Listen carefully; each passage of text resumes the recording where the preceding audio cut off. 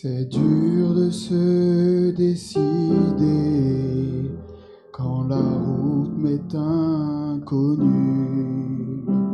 Les chemins sont incertains, mais j'avance par la foi.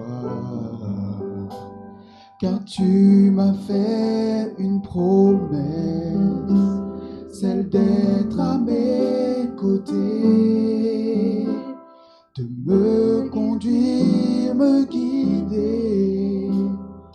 Oui, Seigneur, j'y crois. Conduis-moi et je te suivrai. Conduis-moi et j'irai. Tu m'as appelé et je t'ai dit oui. Conduis-moi et j'irai. Tes plans pour moi sont parfaits et je n'ai plus jamais peur. Parfois je me sens si seul, mais je sais que tu es là. Mon cœur désire te suivre et je veux t'obéir. Prends ma main, conduis-moi, je te suis. suivrai toujours. Conduis-moi et je te suivrai.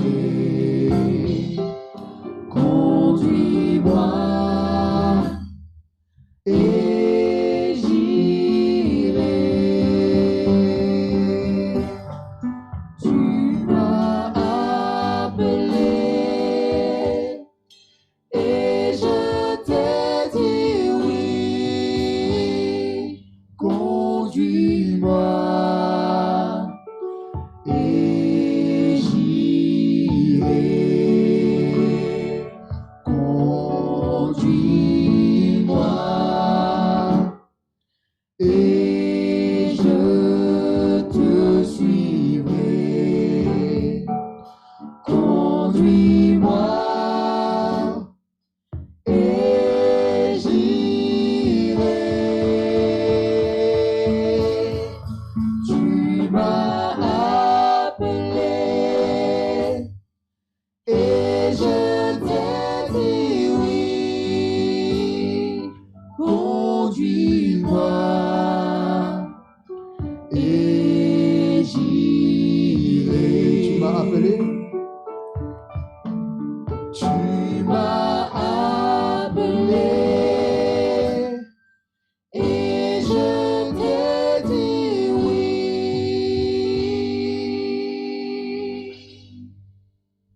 Conduis-moi et j'irai.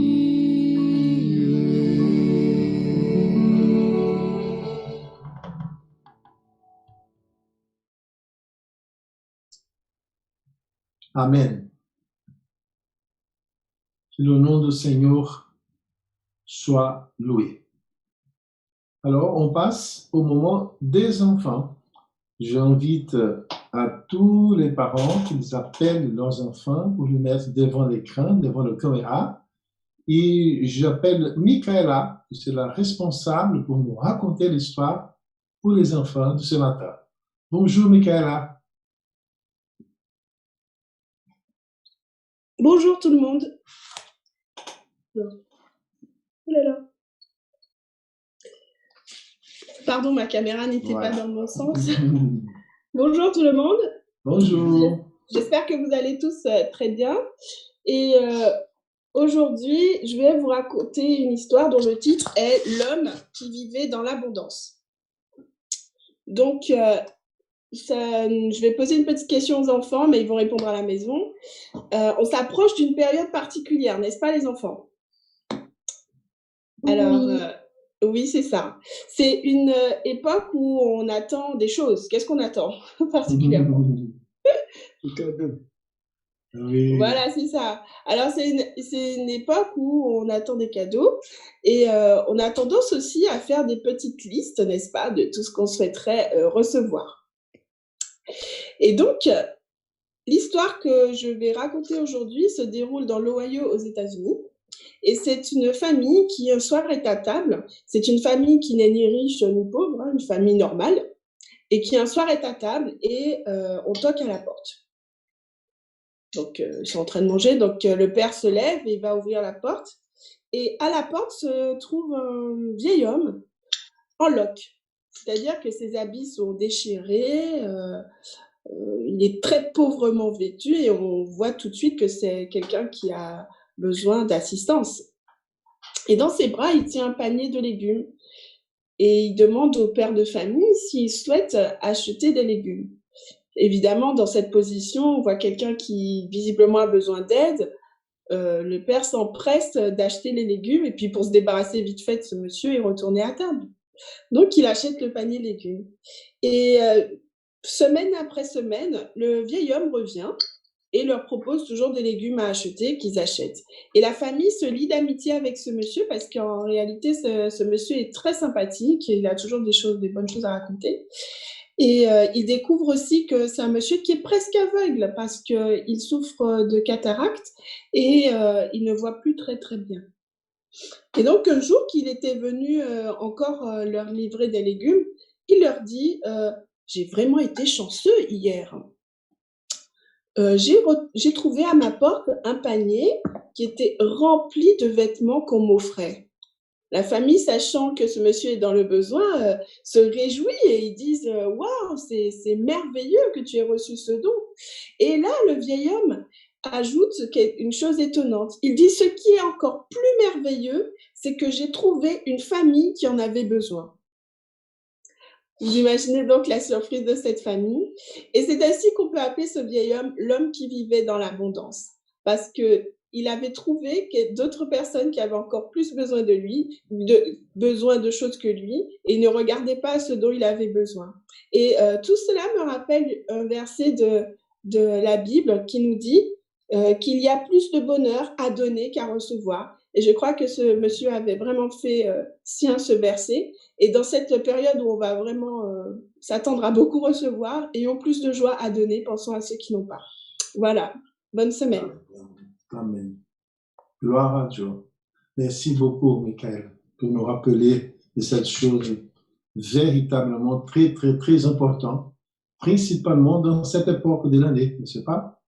Juste devant la fête de Noël, de fin d'année. Alors, j'invite maintenant Jean Nsouvi pour la lecture du texte biblique et la prière pastorale. Frères et sœurs,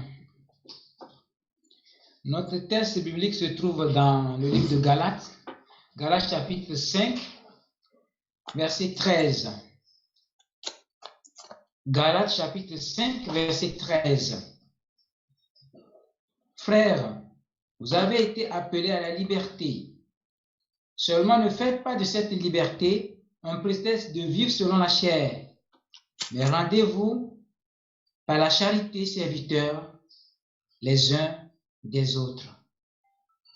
Que l'Éternel puisse bénir cette parole dans nos cœurs.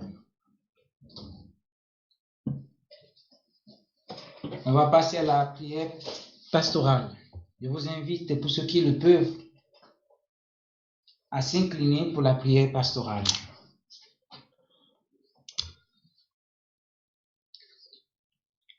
Éternel Papa, nous te bénissons ce matin. Nous te louons, nous te rendons gloire et honneur. Gloire et honneur pour la grâce que tu nous fais ce matin de nous avoir réunis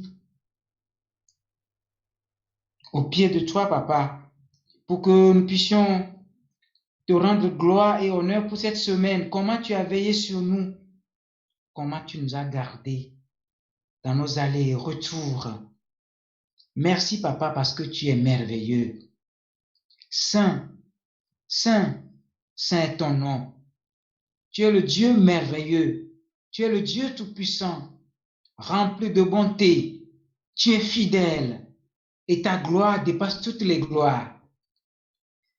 Nous venons à toi ce matin, te demandant, Papa, par le sang de ton Fils Jésus-Christ, nous purifier, nous laver, nous régénérer, nous sanctifier, de permettre que nous puissions avoir une bonne relation avec toi. Et je réclame la puissance de ton Esprit Saint sur la vie de chacun d'entre nous, Papa, pour que nous puissions être la lumière. Nous sommes arrivés à un moment où, Papa, nous ne devons plus parler de toi, mais vivre qui tu es, pour que les personnes qui sont autour de nous puissent remarquer que tu es le Dieu vivant et vrai, à travers nos réactions, à travers nos paroles, à travers nos actions, tout ce que nous faisons, parce que les personnes nous regardent. Accorde-nous la puissance de ton Esprit Saint pour que nous puissions être tes outils que tu vas utiliser pour la gloire et la gloire de ton seul nom. Ce moment, Papa, nous remettons entre tes mains notre frère Philippe qui va partager ce pain de vie. Touche ses lèvres. Que Philippe se cache derrière toi pour nous annoncer tes vertus, ta parole, et que ces paroles puissent changer nos vies. Que ton nom soit loué. S'il y en a parmi nous qui sont malades, toi qui es le médecin des médecins, touche-les et accorde la guérison à chacun d'entre nous, quelle que soit l'origine de la maladie, maladie psychologique, physique, spirituelle. Papa, merci parce que tes bénédictions se déversent sur nous ce sabbat, ce jour béni, ce jour que tu as mis à part pour que nous soyons à tes pieds. Merci d'envoyer tes saints anges pour qu'ils puissent nous garder et que tu puisses rester au milieu de ce moment de prédication et que nos esprits soient nourris pour la gloire de ton nom. Nous avons prié au nom tout puissant de Jésus-Christ. Amen. Amen.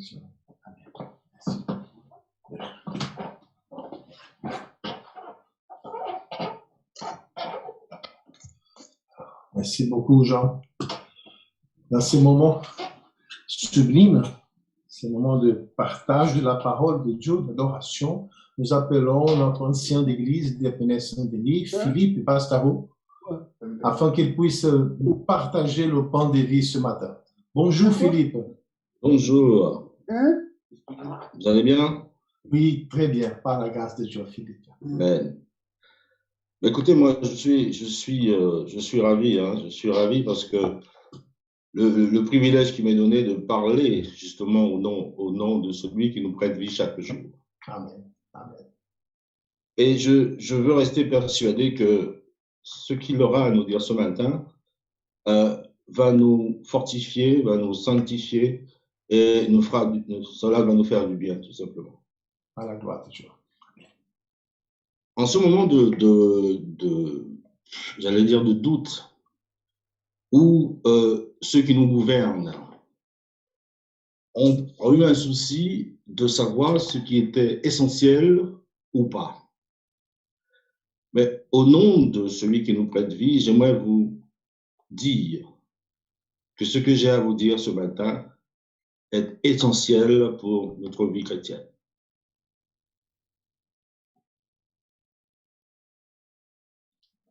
Je veux parler de la grâce de Dieu. Cette grâce, c'est une réalité méconnue. Vous savez, en 1981, notre président, qui n'est plus, nommé François Mitterrand, il a fait quelque chose qui a surpris un peu pas mal le monde. Jusqu'en 1981, on savait ce que signifiait la grâce présidentielle. Alors, malgré cette grave faute, le condamné à mort ne l'était plus suite à la décision du président de la République. Alors évidemment, on peut se poser sur quelle base le président s'est posé justement. Non, c'est pas du beurre salé, j'aime pas. L'autre, c'est du beurre salé. Non, c'est pas du beurre salé. L'autre, c'est du beurre salé. Oui, l'autre. Attendez, coupez le micro s'il vous plaît, les amis. Voilà. Philippe, ton micro, voilà, c'est établi. C'est bon? C'est bon. Tous les micros sont coupés sauf le mien. Oui, oui. Très bien, on peut continuer. Alors, je parlais justement de la grâce présidentielle. On se disait sur quelle base, sur quelle question qui se posait justement pour savoir s'il allait justement faire grâce aux condamnés. En général, en raison du bon comportement du condamné, ou tout simplement du bon vouloir de sa personne. Et c'est là la question. Et c'est là que la conception chrétienne de la grâce de Dieu est faussée. Parce qu'elle est associée dans l'esprit de beaucoup au bon comportement. Cela a été un grave problème dans l'Église d'avant primitive, qu'on appelait l'Église appelée légalisme. Les conséquences ont été dramatiques. La grâce de Dieu est essentielle dans toute la Bible. Elle est essentielle pour tout être humain, donc pour chacun de nous. Plusieurs questions peuvent se poser, à savoir, bon, la première, qu'est-ce que la grâce de Dieu? Qu'est-ce que la grâce de Dieu? Évidemment, on ne peut parler de salut ni de vie avec Dieu par le moyen des œuvres, ni de salut par le moyen de Christ. Et par les œuvres est donnée alors une vraie définition de la grâce divine. C'est dans le livre de Galates 2. Et là, j'espère que tout le monde a sa Bible. Et je dis bien la Bible. Nous allons lire pas mal de versets. À commencer par le livre de Galates 2. Galates au chapitre 2 et le verset 16. Je vous lis ce qui suit. Galates 2, verset 16. Néanmoins, sachant que ce n'est pas par les œuvres de la loi que l'homme est justifié, mais par la foi en Jésus-Christ. Nous aussi, nous avons cru en Jésus-Christ afin d'être justifiés par la foi en Christ et non par les œuvres de la loi. Parce que personne ne sera justifié par les œuvres de la loi. C'est quand même important de savoir cela. La base de la grâce de Dieu est son amour immérité et inconditionnel. Inconditionnel. Juste, arrêtons-nous un instant. Que penser d'un parent qui dirait à son enfant, tu es gentil, je t'aime. Ou, si tu n'es pas obéissant, je ne t'aimerai plus. Mais pourtant, parce que peut-être nos parents nous l'ont dit, ou nous avons une autre approche, une approche faussée de la grâce divine. C'est Dieu qui l'affirme. Dieu affirme, et cela est envers un peuple qui lui est fidèle. Il lui dit dans Jérémie 31, je t'aime d'un amour éternel. C'est pourquoi je te conserve ma miséricorde. Frères et sœurs, il n'y a qu'une seule condition pour être sauvé. Être déclaré juste par Dieu, par la foi en Jésus-Christ. Amen. Et donc, en faire partie justement de cette grande famille, de la grande famille de Dieu, de l'Église universelle et l'Église locale en est un reflet. Il est donc normal d'en être membre et de rendre concret ce fait. Une petite anecdote, au début des années du XVIIIe siècle, aux États-Unis, George Wilson avait commis un meurtre. Il avait été condamné à mort. Et là, évidemment, le président est entré en action. Le président Jackson l'avait gracié. Mais notre condamné a refusé. On nous dit que la Cour suprême, alors, a déclaré « La lettre du président ne possède aucun pouvoir d'acquittement que sous réserve d'acceptation par la personne condamnée. » On nous souligne que malheureusement, il n'a pas pu réagir cet homme parce qu'il est mort. Cela illustre bien la conséquence de la grâce de Dieu. La liberté ainsi que l'importance de la décision humaine. Le Christ nous a rendus libres pour que nous connaissions la vraie liberté. Et nous a rendus libres pour que nous connaissions la vraie liberté. Reprenons le texte de Galates. Galates chapitre 5, et nous lirons le verset 1er, sera suivi du verset 13. Galates 5, verset 1er et le verset 13. C'est pour la liberté que Christ nous a affranchis. Demeurez donc fermes et ne vous laissez pas mettre de nouveau sous le joug de la servitude. Verset 13. Frères, vous avez été appelés à la liberté. Seulement, ne faites pas de cette liberté un prétexte de vivre selon la chair, mais rendez-vous par l'amour, serviteurs les uns des autres. Cette liberté, frères et sœurs, est celle de ne pas à faire quoi que ce soit pour être accepté par Dieu. Sinon, c'est l'incertitude constante et l'angoisse, ainsi que de pouvoir faire la volonté de Dieu. Cette liberté est celle de ne pas avoir à faire quoi que ce soit pour être accepté par Dieu, ainsi que pour pouvoir faire la volonté de Dieu. Ce n'est donc pas justifié aux yeux de Dieu parce qu'on est juste dans sa conduite, mais parce qu'on a accepté la grâce de Dieu. Parce qu'on a accepté la grâce de Dieu. Alors, pour vivre justement cette grâce, il faut, retenez bien ceci, il faut accepter d'être accepté par Dieu tel que nous sommes, tel que tu es.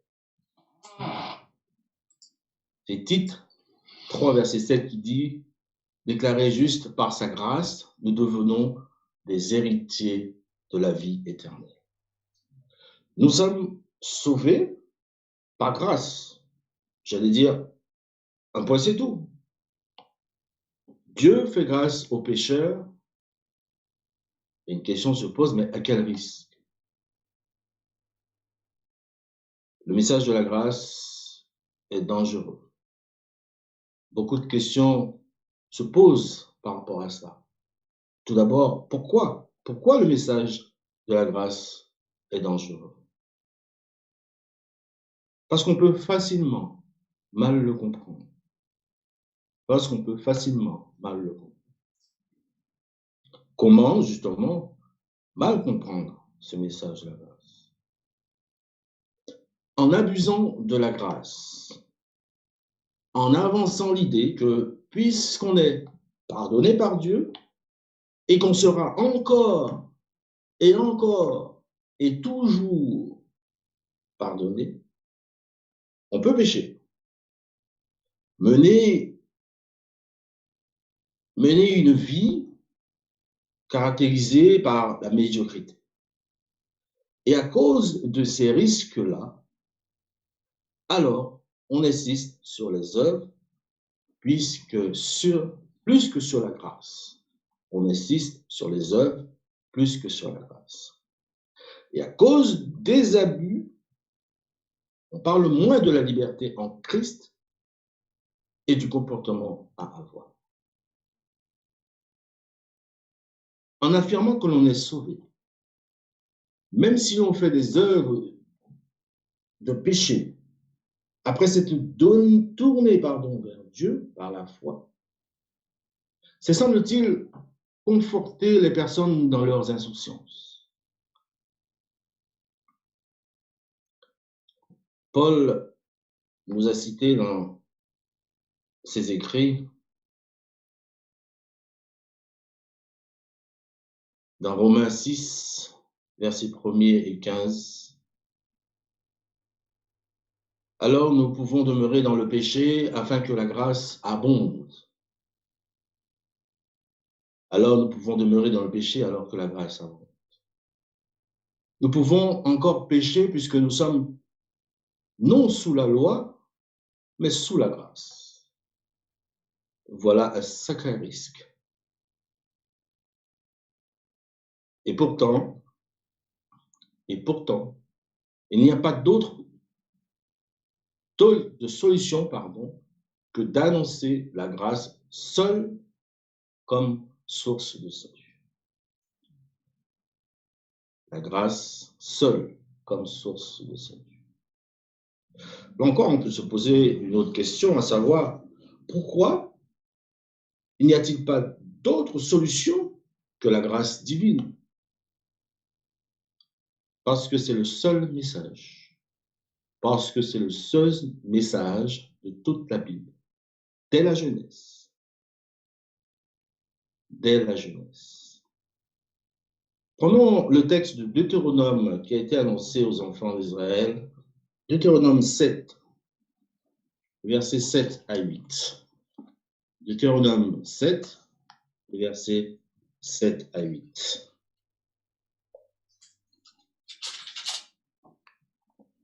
Ce n'est point parce que vous surpassez en nombre tous les peuples que l'Éternel s'est attaché à vous et qu'il vous a choisi car vous êtes le moindre de tous les peuples. Mais parce que l'Éternel vous aime, parce qu'il a voulu tenir le serment qu'il avait fait de vos pères. L'Éternel vous a fait sortir par sa main puissante, vous a délivré de la maison de servitude, de la main de Pharaon, roi d'Égypte.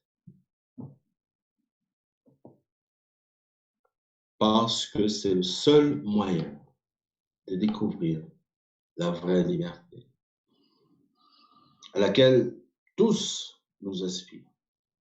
Nous aspirons. Elle se réside dans l'union avec Christ. Jésus nous a laissé une image, l'image du cep. Il nous dit, je suis le cep, et vous êtes le sarment. Et bien souvent, nous avons tous tendance à, lorsque nous prions, nous disons, nous ne pouvons rien faire. Sans toi, nous ne pouvons rien faire. C'est justement là, cette image-là. L'image du cep qui est Jésus et des sarments, c'est-à-dire nous, les enfants. Dans Jean 15 est dans des plus significatives. Le sarment n'est rien, elle ne peut porter de bons fruits sans lui-même. Sans moi, vous ne pouvez rien faire. Vous serez réellement libre. Ce n'est que dans la mesure où je dépends de Christ, où il vit en moi, ou encore, ce n'est plus moi qui vis, mais c'est Christ qui vit en moi. Amen. Est-ce que, à l'heure actuelle, nous qui connaissons cette parole-là, nous qui prions chaque jour, nous qui sommes considérés comme enfants de Dieu, est-ce que nous pouvons dire ces paroles de Paul? Si je vis, ce n'est plus moi qui vis, c'est Christ qui vit en moi. Amen. Cela veut dire que j'ai une vie transformée. L'amour du Père est immérité, et inconditionnel. Et il ne s'appuie jamais sur les œuvres de ses enfants, mais sur ce qu'il est, c'est-à-dire Dieu est amour. Dieu est amour. Nous avons plusieurs exemples dans la Bible. Je prenais celui du fils prodigue. Et je raccourcir cette histoire, et à un moment donné, le fils prodigue, il a compris, a enfin compris, et a accepté parce qu'il ne pouvait plus revendiquer quoi que ce soit de cet amour à cause de toutes ses faillites. Il a été obligé, pour être sauvé de sa situation lamentable, de considérer la grâce, l'amour immérité de son Père. Et alors il est devenu une nouvelle créature. Il est revenu à la vie et il est ressuscité. Enfin libre. Enfin libre. c'est la paix qui découle du fait de vivre de la grâce de Dieu. Enfin. On nous dit que le frère aîné s'entend dire que son père est heureux de voir son fils venir à lui.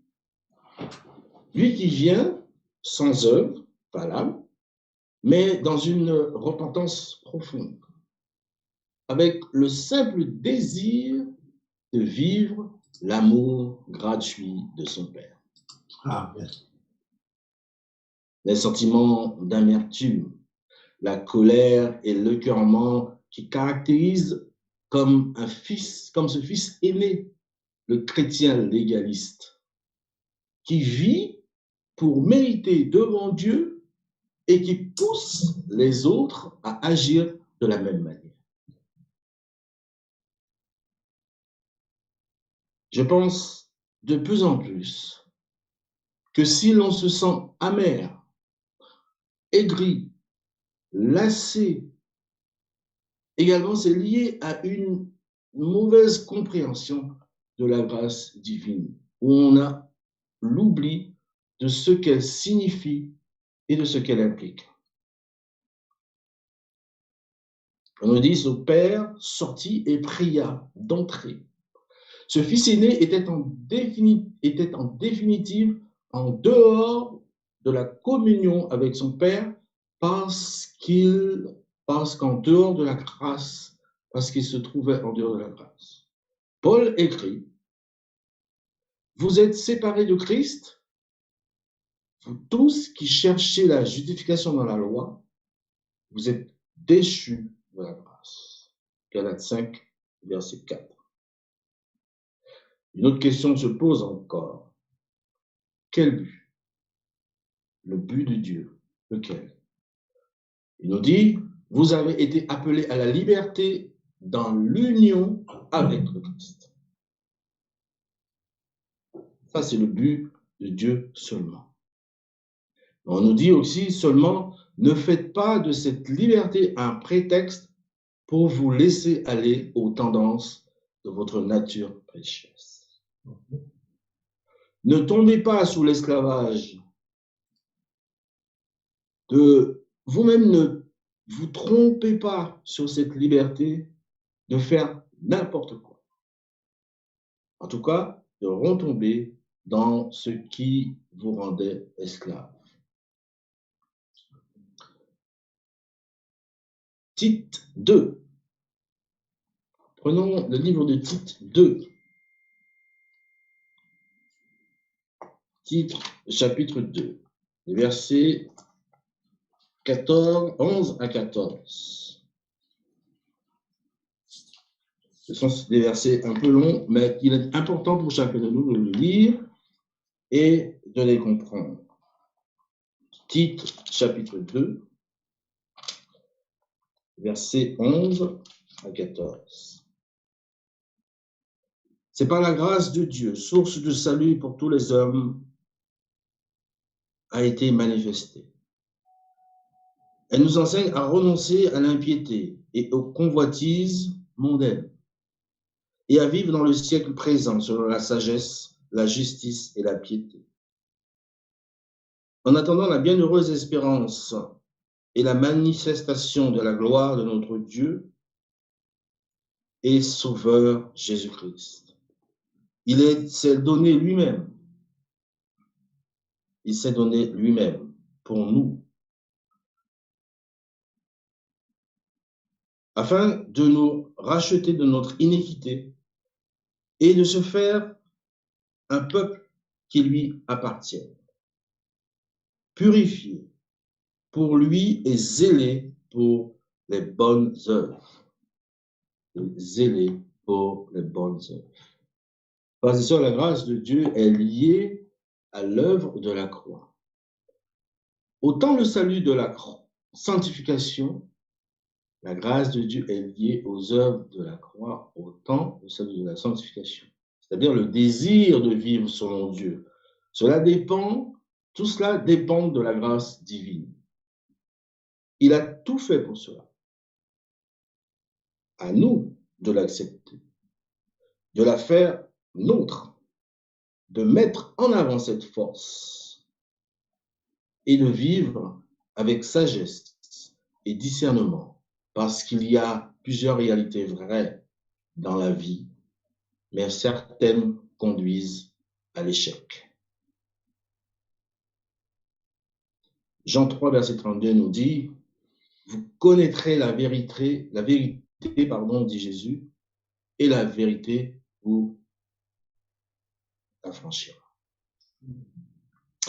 Oui, frères et sœurs, tu peux tout faire, tu peux le faire. Tu es pleinement libre, tout est permis. À chacun sa vérité, selon ses passions, selon ses désirs. Mais attention, Paul ajoute, tout n'est pas utile et je ne veux pas me placer sous un joug quelconque. Notre corps n'a pas été fait pour l'inconduite, il est pour le Seigneur. Notre corps est le temple du Saint-Esprit. Honorez donc Dieu dans votre corps. Gloire à Dieu. Oui, tu peux le faire. Oui, nous pouvons le faire. Mais tout n'aide pas à grandir dans la foi. Que chacun de vous, au lieu de songer seulement à lui-même, recherche plutôt les intérêts des autres. Le risque de la liberté est de ne pas tenir compte des autres. Oui, je peux regarder n'importe quoi, faire n'importe quoi, employer le langage que je veux, m'engager dans des projets personnels, mais je dois tenir compte de tous ces arguments qui sont cités. L'amour de Dieu et l'amour pour les autres. D'autres questions se posent. Quelle est la différence alors entre une vie centrée sur la grâce de Dieu et une vie légaliste? Alors, pour ceux qui sont unis à Jésus-Christ, ce qui importe, ce n'est pas d'être circoncis ou incirconcis, c'est d'avoir la foi. Une foi qui se traduit par des actes inspirés par l'amour. Galates 5, verset 6, qui le dit. Le légalisme est celui qui agit pour faire valoir ses actes devant Dieu et pour se valoriser devant les hommes. Celui qui est uni au Seigneur agit par amour pour lui. Celui qui est uni au Seigneur agit par amour pour lui. Amen. C'est ma prière pour chacun de nous. Amen.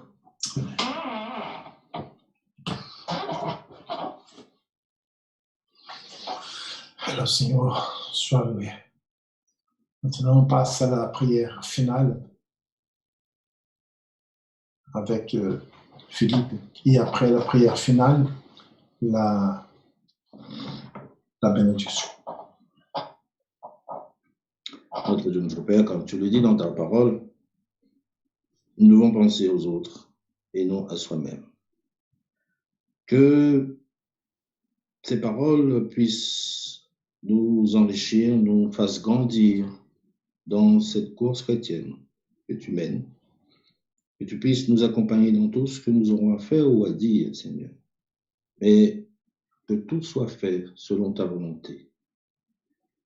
En Jésus-Christ, je t'ai prié. Amen. Merci Philippe. Maintenant, on a un chant final. Et après le chant final, la bénédiction.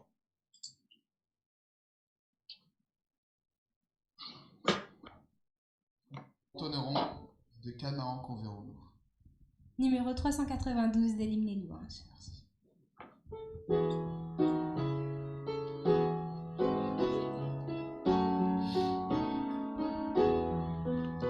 De Canaan qu'enverrons-nous, le céleste rivage, vers le Jourdain, entendez-vous, Christ nous appelle tous, près de lui nous partage, à l'abri de l'orage, nous pourrons chanter à jamais le cantique de paix.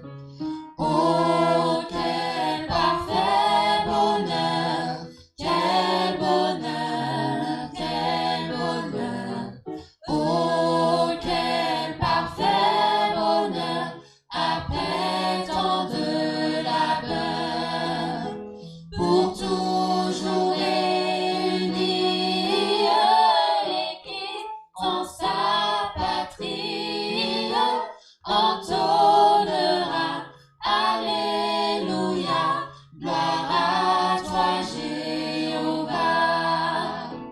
Du grand jour de l'éternité, quand brillera l'aurore, tous consommés dans l'unité et dans la charité. À celui qu'on adore, nous redirons encore, digne est l'agneau de recevoir force, empire et pouvoir. Oh, quel parfait bonheur, quel bonheur, quel bonheur. Oh, quel parfait bonheur, après tant de labeur, pour toujours réunir l'Église dans sa patrie, entonnera Alléluia, gloire à toi Jéhovah. Oh, quel parfait bonheur. Oh, quel bonheur, quel bonheur, quel bonheur. Oh, quel parfait bonheur, après tant de labeur, pour toujours réunir l'Église dans sa patrie, entonnera Alléluia, gloire à toi Jéhovah.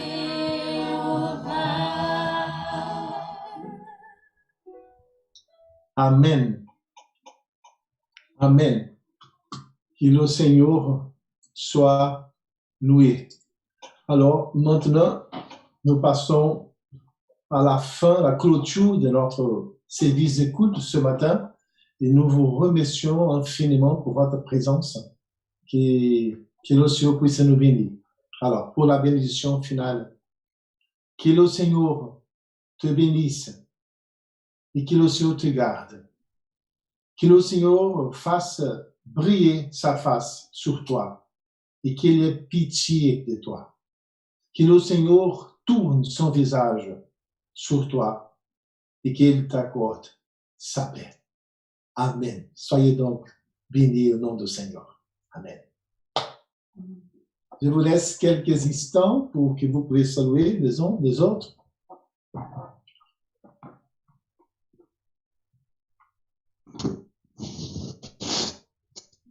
Bonjour, pasteur. Oui, bonjour. Là, oui. Et au revoir. Ouais. Merci. Bon sabbat à tous. Merci.